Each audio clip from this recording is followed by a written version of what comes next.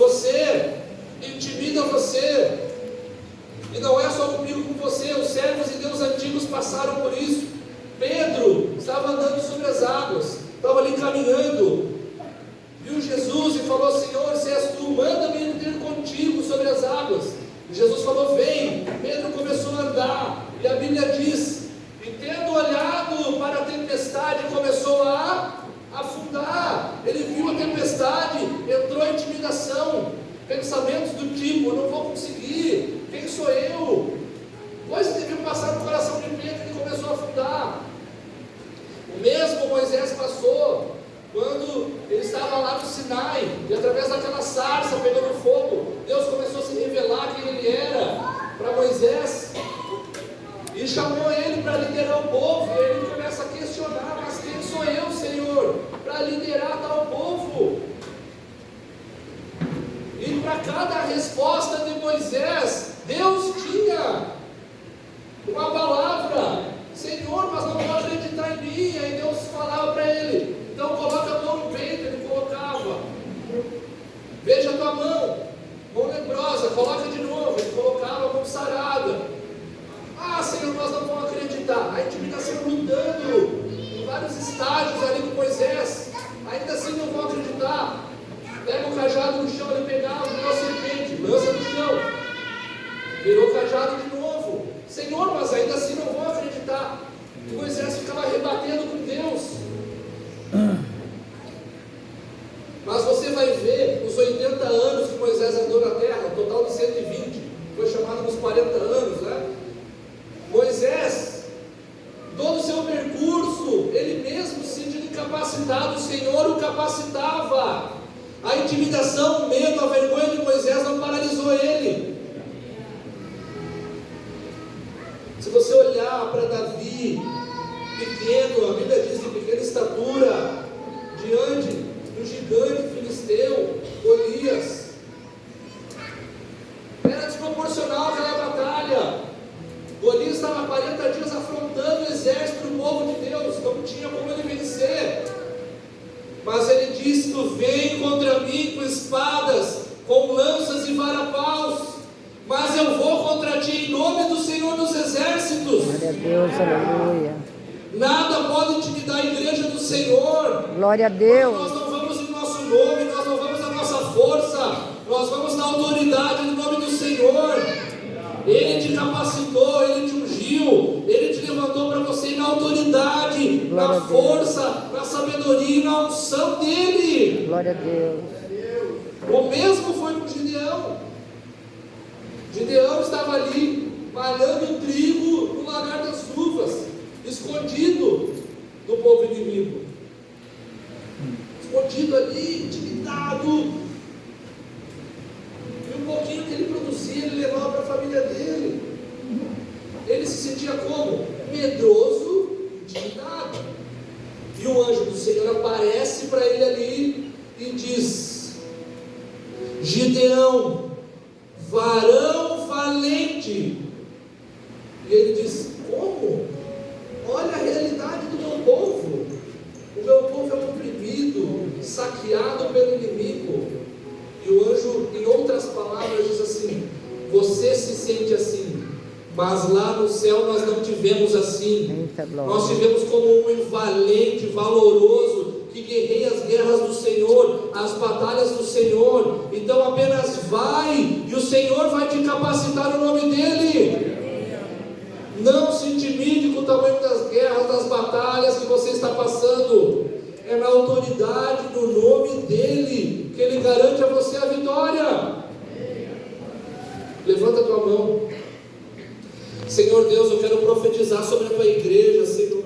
Aquilo que estava sobre Davi, aquilo que estava sobre Gideão, Senhor, a mesma entendimento, a mesma coragem, a mesma força do Espírito, Senhor, para que eles pudessem batalhar, guerrear, olhando para o Senhor, que o Senhor daria vitória, Senhor, o Senhor ganharia as guerras, venceria as guerras deles, Pai. Da mesma forma eu profetizo sobre os meus irmãos, sobre as minhas irmãs, que toda intimidação nessa semana seja arrancada, Senhor, que eles possam ter coragem e força para ir em nome do Senhor. Em nome de Jesus, aqueles que creem, recebam seus Eu corações. recebo em nome de Jesus. Glória a Toda Deus. intimidação cai por terra da tua vida. Em nome de Você se Jesus. levante como Davi, se levante como Gideão. Glória a Deus. Terceira estratégia. Veja, né? O inimigo vai agindo assim nas nossas vidas, né? Ele vai tentando de um lado, não consegue de um lado, ele vai do outro. Né? Resistiu aqui. Eu peguei ele ou ela aqui. Vou tentar ali. Verdade, Senhor. Terceira estratégia, divisão. Coloca ali para nós, capítulo 5, verso 1 e 2.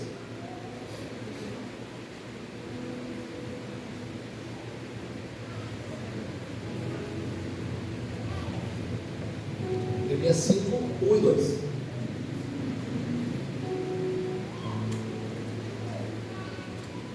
Foi, porém, grande o clamor do povo e das mulheres contra os judeus, seus irmãos.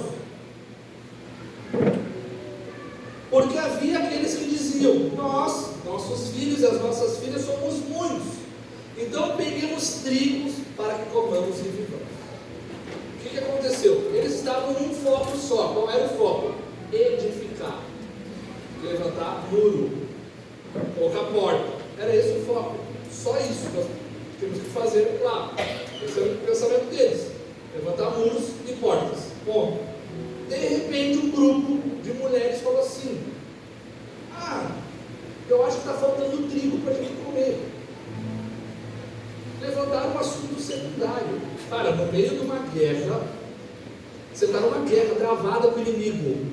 Você não tem tempo para pensar se você está comendo trigo, se está comendo pão, se você está comendo pizza, X, cachorro quente, ou não está comendo. Você está com foco na guerra.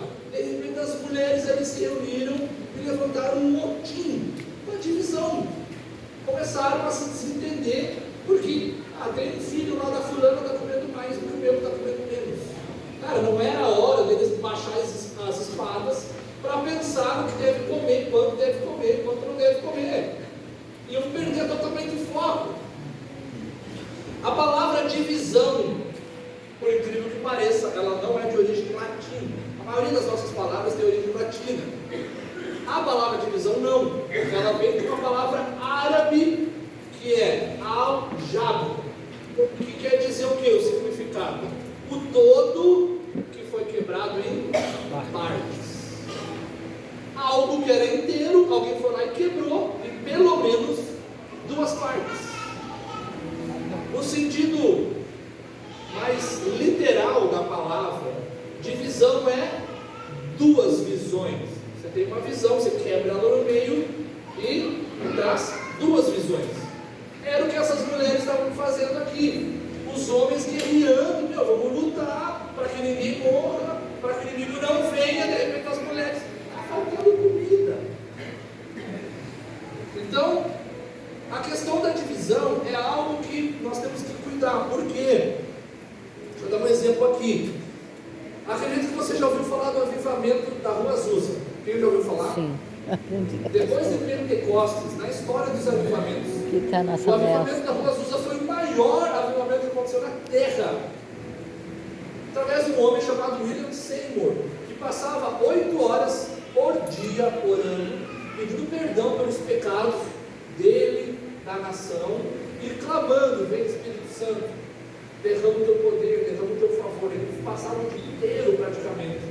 O tempo que a pessoa está sentada na empresa trabalhando, era o tempo que esse cara passava de joelho orando, clamando: vem Espírito Santo, perdão por isso, aquilo, perdoa isso, perdoa aquilo, Espírito Santo seja derramado. Ele orava incessantemente.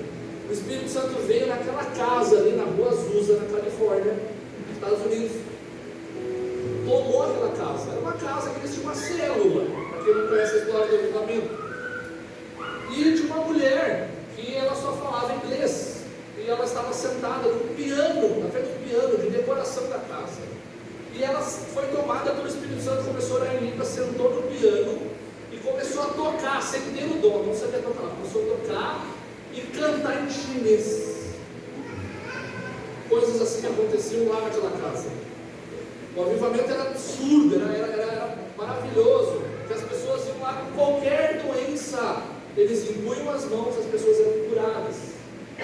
Então depois, se você quiser, vai na internet e coloca relatos do avivamento da Rua Azusa. Milhares de pessoas eram curadas. Tem relatos de pessoas que não precisavam nem entrar na Rua Azusa, elas passavam na rua lateral com uma doença e já saíram curadas de doenças. Tão forte que era o poder. Há relatos ainda sobre esse avivamento que crianças de 5, 6 anos, como você fica aqui do lado, se levantavam e falavam: assim diz o Senhor, e entregavam palavras de revelação e de conhecimento direto do trono de Deus. Era assim o avivamento da Rua Azusa, durou 3 anos. O que levou o fim desse avivamento? Ele não continuou, durou 3 anos e acabou. Teve um ponto marcante que acabou com o avivamento. Algumas pessoas da igreja começaram a olhar para William Seymour, ele se casou com uma mulher, e começaram a dizer assim: ó, não concordo com a mulher que ele casou, não gostei da esposa dele. E começaram a levar, sabe o que ele falou assim, viu? Pro outro, não gostei. Além disso, começaram a discutir a cor da gravata do irmão. A cor estava bonita hoje, a cor não estava bonita hoje. Quando começou esses assuntos girar no meio deles, eles começaram a ver que não tinha mais poder, o poder começou a ir embora. Começou a subir as curas, começou a subir as profecias, e se tornou uma reunião de crentes. E o Espírito Santo se retirou do lugar. Olha só, gente. Por quê? Por causa da divisão. Eles tinham um foco só: Espírito Santo, poder, a graça, o arrependimento, o perdão de pecados. De repente entrou uma nova visão naquele lugar, o Espírito Santo se retirou.